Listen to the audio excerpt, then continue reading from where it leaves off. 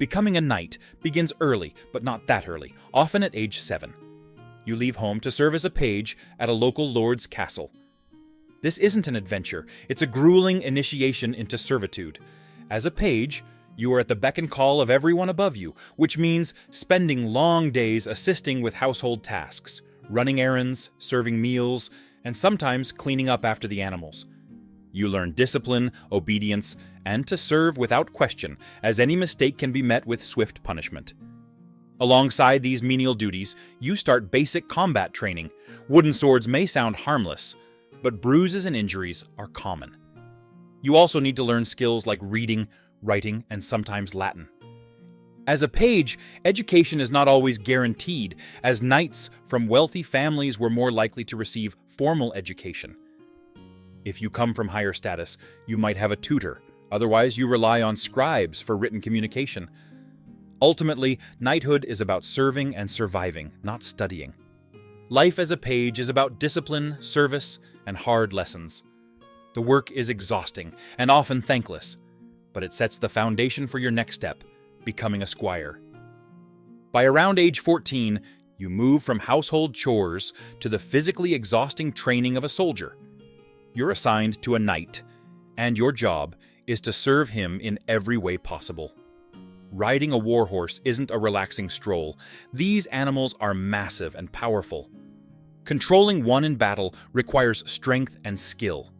You fall, you get back up. You fall again, you're expected to keep trying, regardless of the bruises. Your duties also include maintaining your knight's equipment. Polishing armor isn't about aesthetics. Any defect could cost lives in battle. The armor is heavy and requires constant care. You spend countless hours sharpening weapons and carrying them. Your knight's life rests in your hands. Failure could mean death for him and severe punishment for you. You also have to accompany your knight to battles or tournaments. If he's injured or knocked down, you're the one who has to rush in and help. Imagine running into the chaos of a battlefield to pull up a man clad in armor while arrows fly and swords clash. It's dangerous, and there's no room for hesitation. A squire's life is one of constant fatigue, overwhelming responsibility, and very little recognition. At around 21, after years of exhausting training and grueling service, you're finally ready to become a knight. But what exactly prompts this promotion?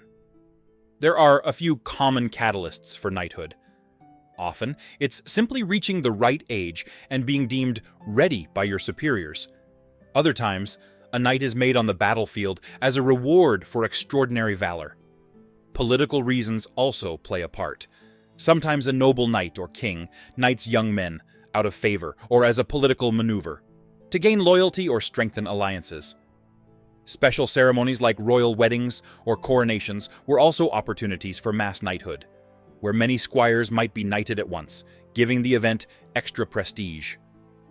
The knighting ceremony itself might seem glorious, but don't be fooled. The night before, you're expected to fast and pray in solitude, reflecting on the heavy duties you're about to take on. This isn't a moment of pure joy. It's a solemn acknowledgement that your life now belongs to others. With the title of knight comes prestige, but also the expectation that you will lay down your life if needed. Your lord commands you, and refusal is not an option. You're bound by oath to defend his interests, the realm, and God, often at the cost of your own safety and comfort. From this moment, every decision you make must align with the ideals of loyalty and service, whether or not they align with your personal well-being. During wartime, life is not easy, not even for you. The romanticized image of knights on heroic quests is far from accurate. The reality is long, grueling campaigns across unforgiving terrain. If you haven't made a name for yourself yet, you ride for weeks through mud, rain, and snow, often sleeping on makeshift beds or ground with only a blanket. You wake up stiff, cold, and hungry. Depending on the circumstance, you'll be lucky to have food at all. Salted meat and hard bread make up most of your diet. And if supplies run low, you might be reduced to whatever scraps can be scavenged. Forget the feasts, those are rare. Bathing is a luxury you seldom enjoy. and lice and fleas are constant companions. There is no respite. The weight of your armor adds to the physical toll, and the exhaustion is relentless. Speaking of armor, a full suit of armor can weigh up to 60 pounds. And once you're suited up, you're well protected, but the armor still requires you to adjust how you move. Mounting your horse takes effort, and getting back on your feet after a fall can be challenging but not impossible. Knights trained rigorously to move effectively in armor, and they weren't as hindered as many people might imagine. In battle, the noise is deafening, shouting men, clashing metal, and the cries of the wounded. Visibility is limited through the visor, and the confusion makes it hard to distinguish friend from foe. Battles are chaotic and brutal. You don't fight for glory, you fight to survive. And if you fall, there's a real chance you might be trampled beneath the chaos. It's not a noble dance. It's a desperate, terrifying melee. When you aren't fighting, you're managing your estate, or sometimes overseeing land granted to you by your lord. This might sound like a peaceful break, but it's filled with its own challenges. You're responsible for ensuring the obligations of the peasants are met, collecting taxes, and maintaining order, all under the watchful eyes of your lord. Villagers come to you with their disputes, and you must play judge. Your decisions can make you loved or hated, but there's little time for empathy. Your lord expects results, and any failure to manage the estate properly reflects poorly on you. Life as a land manager is demanding. However, after experiencing both the good and the bad sides of knighthood, you may decide to train a page yourself. Taking on a page ensures the continuation of knightly tradition and allows you to pass on your hard-earned skills and lessons to the next generation. It's part of your duty to uphold these traditions, even if it means putting another young boy through the same rigorous journey you faced. At the end of the day, knighthood is about duty and sacrifice. There are moments of recognition, but they are rare.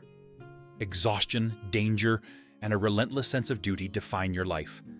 The legends may inspire, but the reality is one of hard toil, often thankless and demanding. Serving others above yourself comes at a great personal cost.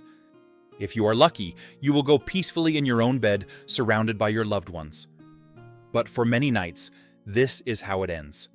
Not in a blaze of glory, but in silence. A life lived for others, with the hope that your sacrifice means something greater. This is the true cost of knighthood.